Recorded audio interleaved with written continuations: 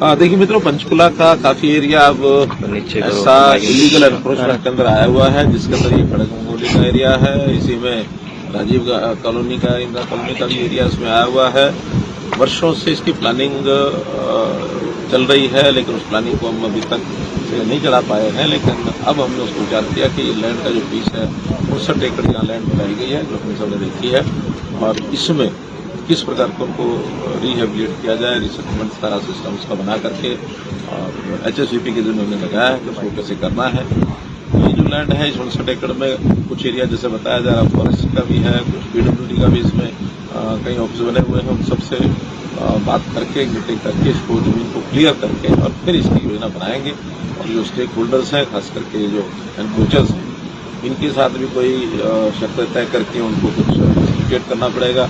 कुछ पैसा उनके द्वारा लगवाएंगे, कुछ सरकार लगाएगी, आवश्यकता पड़ने पर बैंक से भी लोन लेकर उनको दिया जाएगा।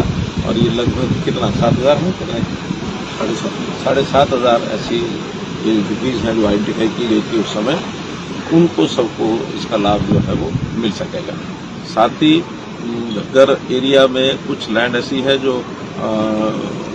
एक्वायर की थी HSVP ने, लेकिन उसका भी उपयोगिता इसलिए नहीं है कि वहाँ बहुत जमीन नीचे है, और उसका भी मैंने आज कहा है कि कितना घग्गर को सेव करते हुए, सुरक्षित उसका पानी का बहाव करते हुए उस जमीन का उपयोग हम कैसे कर सकते हैं, उसकी प्लानिंग के लिए आज मैंने बोला है। तो ये मीटिंग करके और उसकी जानकारी देंगे ताकि ठीक सम्यक विकास हो सके, किसी को बाधा ना आए, लेकिन इस विषय को जो वर्षों पेंडिंग है इसको पूरा कर सकें। सर, स्लम को लेकर जैसे अगर बात करें पंचकुला तो चलो सर 3-4 कॉलोनियाँ होंगी, फरीदाबाद में बड़ी कॉलोनियाँ हैं, गुरुग्राम में है, पूरे प्रदेश के अगर परिदृश्य ऐसे देखें उनके लेकर कोई बड़ी प्लानिंग की पूरे हरियाणा में जो स्लम फ्री है उसको किया जा सके, इस तरीके से कोई बड़ी प्लानिंग। वैसे तो ये हर शहर की अपनी अपनी प्लानिंग बनेगी, क्योंकि किस शहर में कितनी जमीन अवेलेबल है और किस शहर में किस टाइप के वो लोग हैं। इस प्रकार के जो लोग हैं एनक्रोचर्स हैं, इसमें भी कई प्रकार के ऐसे लोग होते हैं। कुछ लोग वर्षों से वहाँ बैठे हैं, लेकिन उनकी फाइनेंशियल स्थिति इतनी ज्यादा कमजोर नहीं है कि उनको बिल्कुल हैंड टू माउथ होकर रहना पड़े। कुछ लोग ऐसे हैं कि जिनको थोड़ी सहायता करेंगे तो अच्छी कॉलोनी उसकी बन सकती है। कहीं हम प्लॉटेड का व्यवस्था करेंगे, कहीं हम मल्टी स्टोरी G+3 का विचार भी मन में आता है, वो हम करेंगे।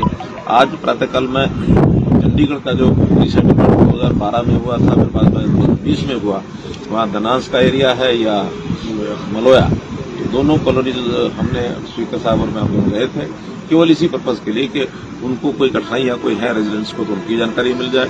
एडमिनिस्ट्रेशन के लोगों से भी हमने बात की, उसी में से इसका बहुत जल्दी प्लानिंग बनाने के लिए कई मॉडल हैं। इसमें इन सीटू मॉडल भी है और प्री अलॉटमेंट भी होती है, और बैंक से लोन लेकर के उनको देने के बाद वो भी होती है। तो ऐसे कई मॉडल हैं, उसमें किसी न किसी मॉडल पर काम करके अल्टीमेटली गोल ये है कि जो एनक्रोचमेंट करके बैठ गए उनको भी मकान मिल जाए, सुविधापूर्वक उनको उनकी क्षमता के हिसाब से ये चीजें हो सके, ऐसा सब। किसानों का प्रदर्शन हो रहा है, मैं क्या बात बन पाएगी इससे?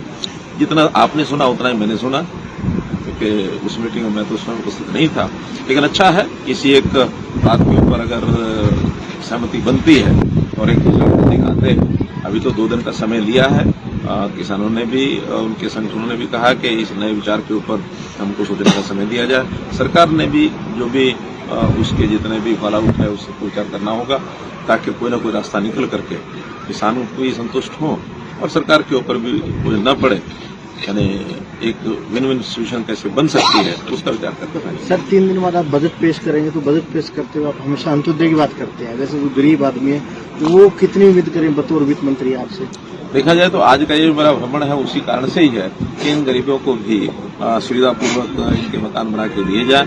और अंत्योदय की बात करते हैं, लोकहित की बात करते हैं, निश्चित रूप से इस बजट में उसकी झलक मिलेगी।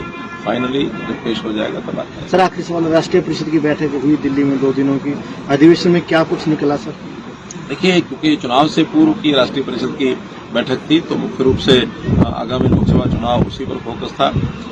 नीचे से नीचे की इकाई पर कैसे तैयारी की जाए, बूथ के ऊपर तैयारी, हमारी तैयारी वैसे तो सब पार्टियों से सबसे ज्यादा है, लेकिन फिर भी एक रेगुलर एक रूटीन भी है और वैसे भी लगातार इन चीजों को संभालते रहना चाहिए। हम हर बूथ से आगे 15 प्रमुख तक जा चुके हैं, लेकिन ये जो समय तैयारी का है इसमें सब लोग उत्साहपूर्वक लगे हैं। और जो हमारा टारगेट है बीजेपी 370 पार और NDA 400 पार, इस टारगेट को लेकर के चले हैं और निश्चित रूप से उसको पूरा करेंगे, हमारा विश्वास है। हरियाणा में टारगेट सर 10 का 10।